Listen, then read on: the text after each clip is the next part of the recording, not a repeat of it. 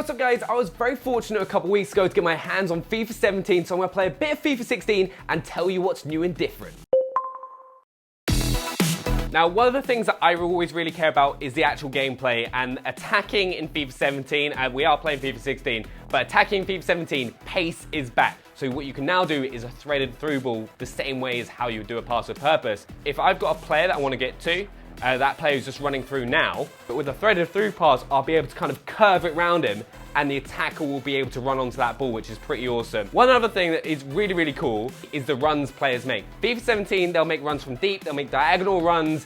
It's so much like kind of smoother and kind of like gives you so many more options. And also, how often do your players run offside? Well, what they'll do is they'll hold their runs and will wait for you to play the pass because they'll kind of anticipate that pass, which is really, really cool.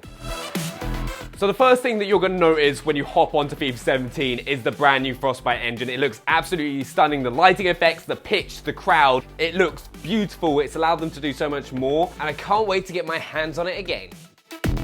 Okay, one really awesome thing in FIFA 17 as well is the driven shot. Now, it's something a little similar in FIFA 16 where you can do the free kick and shoot it under the wall along the floor. But in FIFA 17, what you can do is you can go for a shot, you can press B and then press B again, and it'll just shoot the ball along the floor. So it'd be a bit like that, but if I did it, it would just go straight along the floor rather than going into the top corner. So that's another thing that you can do, which I found really cool.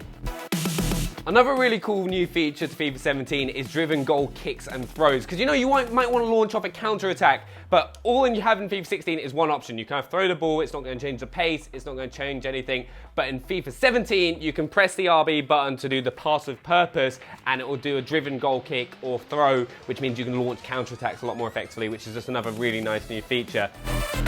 Now, one of the biggest changes to FIFA 17 is the whole free kick system. So what you're able to do is so many different things. You can change the angle that you run at the ball, you can change the pace that you run at the ball, and also one of my favorite things is that you can actually watch the ball if you're taking a shot from a direct free kick the whole way into the top corner. Because as you can see there, when you took the free kick, it went back to the traditional view. FIFA 17, it will stay behind the player and you can just watch the ball curl into the top corner, which feels absolutely amazing when you pull it off. Throw-ins have also changed in FIFA 17 because like in FIFA 16 right now, I'm rooted to the spot. I can't change the angle, I can swap to a player that I want to throw to. But as the throw taker, I can't move it. FIFA 17, you can do fake throws, you can run a little bit up and down the line as well just to change the throw, and doesn't mean you're going to lose the ball like that straight away. One thing that I've just remembered that is really awesome, you know the skill games that you do before you get into the game? Well, what you're able to do in FIFA 17 is play with your friends. If you're sat there, the other person's not sat there going, cool, I'm just gonna watch you play the skill games. FIFA 17, you can actually do them together where it's like a shooting challenge and you've got to pass to each other to try and score. So it kind of occupies your time. It's really fun doing the co-op challenges actually. One thing I've always hated in FIFA is how corners are taken. You're just kind of like, okay, I'm gonna go in there. Okay, that looks all right, I'll just whip it in there. You've got no real control of where the ball's going, and then you hit it and you just hope. But FIFA 17 has got a whole brand new system. What you're able to do is you've got a little reticle, and you can kind of choose where in the box you want the ball to go, and then you can either put a little bit of power, which is going to cause like a looping delivery, or you can kind of hold it and kind of whip it in, so it's going to go through that area. What you can then do is take control of a player and just run onto it when you press X. So you've got a little bit of time to kind of get yourself ready and where you're going to go in. It's so much fun and such a better system. I cannot wait to use it more.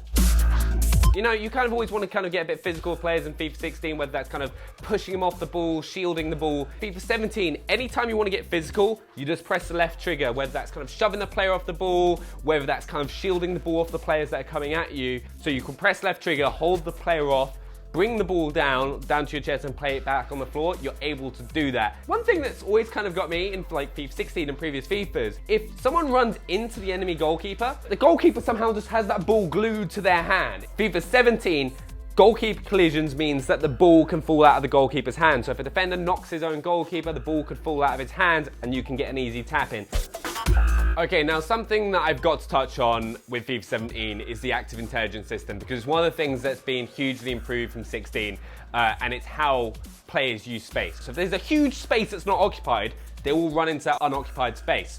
In FIFA 16, the player would have just ran straight towards goal that's going to try and get through on goal. So instead of just running straight forward, your other player would run behind you into the space, easy through ball, easy goal, rather than just running straight into kind of like a brick wall.